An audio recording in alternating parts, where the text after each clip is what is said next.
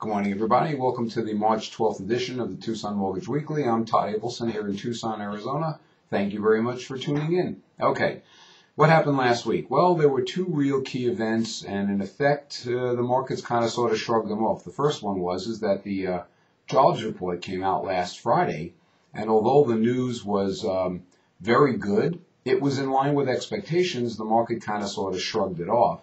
And actually there was a lot of talk, but not a lot of response. More knee-jerk reaction.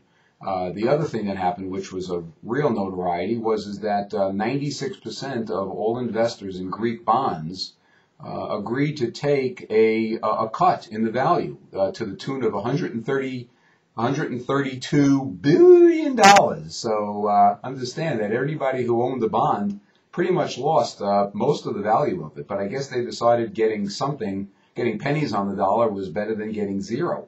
Now, the thing about this is that it doesn't solve the Greek problem. It really just pushes it down the road because although this kind of gets them through defaulting today, unless they can get their house in order, they're going to be underwater again, and this is going to come back up. So this is not what I would consider to be a long-term solution. Overall, the markets paused, hiccuped, and ultimately ended up kind of sort of where they started. This morning, nothing really big out in the way of news. This week, though, there are a couple of really huge events that we have to keep our eyes on that are guaranteed to shake the market.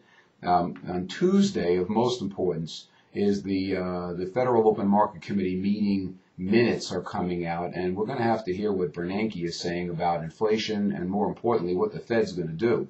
Because while they've agreed in past meetings to keep rates low forever, in effect, for the foreseeable future, as soon as inflation starts sticking its head back up, they're going to jump on it hard and heavy, and it's just a matter of time. So this may be the month, especially after a strong jobs report. We'll have to see what they come out with.